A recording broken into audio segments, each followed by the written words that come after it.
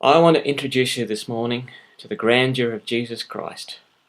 Many people believe that Jesus was just a good man who died, a man who fell foul of the envy of his religious leaders. The Bible doesn't take this view. Be prepared to be ushered into the halls of absolute power, to tiptoe along the courtyards of incredible beauty, just to peek behind the curtain. John 1 starts, "In the beginning was the Word, and the Word was with God, and the Word was God. He was in the beginning with God." It reminds us of another famous beginning, Genesis 1:1. "In the beginning, God created the heavens and the earth." Our English Bibles uses the phrase "the Word," but it really doesn't do justice to what the Greek word means. The Greek word is logos, and logos is a lot more than just a word. You see, the Greeks, going all the way back to Plato, thought a very different way about the world in which we live. They believed that this was not the real deal. They believed in an unseen world of reason. They believed that everything that we see in front of us is just a shadow, a cheap copy of the real deal, of that world of reason. Not just any old copies, but a cheap, corrupted, imperfect copy. Let me explain. In the unseen world, according to the Greeks, there is an idea of a chair. It's the perfect chair, the pure chair.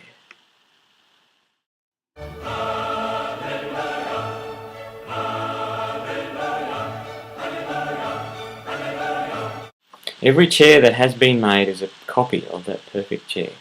Here's one I prepared earlier.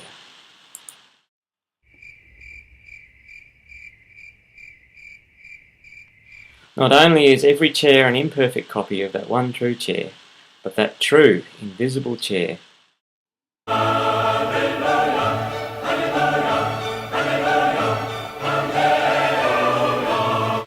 sustains and powers all chairs, giving them the properties of chairness. Every chair flows and is given life from that one perfect chair of reason. John 1:3, "All things were made through him, and without him was not anything made that has been made. In him was life, and the life was the light of men." You see, this logos is not just the perfect chair.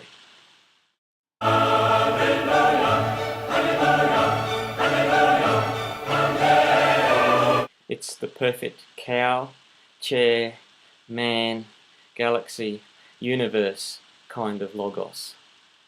The sustaining power, the source from which everything flows and everything in physical reality occurs.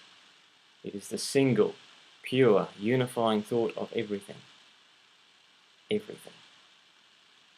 John has the Greek world by now saying, "Duh, doesn't everybody know this? Tell us something we don't know." So he does. John rips the comfortable carpet out from underneath the world, leaving them gasping for air. Verse 14, "And the Word became flesh and dwelt among us, and we have seen his glory." You can't do that.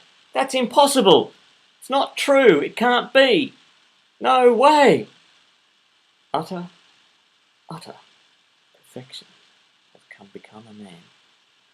Jesus, absolute and irresistible power, incomparable and unflawed beauty, the sustaining source, the unifying idea of eternity, a man from which every man is made, a man who can't be corrupted, a man who reigns forever, a man who is every nature and every way God.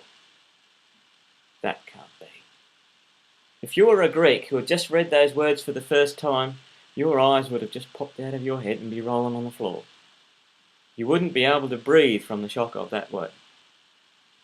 The perfect can't come to a corrupted, evil world. That can't be. If you were a Jew who had just read those words, you would be curled up in the fetal position, sucking your thumb and saying, "Nah, nah, nah, nah, nah," over and over again. No man can see God and live. And yet you say that you've seen his glory and lived? That can't be. Verse 10. He was in the world, and the world was made through him, yet the world did not know him. He came to his own, and his people did not receive him. But to all who received him, who believed in his name, he gave the right to become the children of God, who were born not of blood, nor of the will of flesh, nor of the will of man, but of the will of God. No one ignores this Logos and gets away with it. No one can deny that this Logos has the authority and the right to call men to all obedience. The miracle is that he would save men at all. The perfect Logos, the perfect power, the perfect man, Jesus Christ, with the perfect will, makes possible the impossible, that we could become the very children of God. If only we believed in his name, if only we believed the obvious, if only we received Jesus Christ.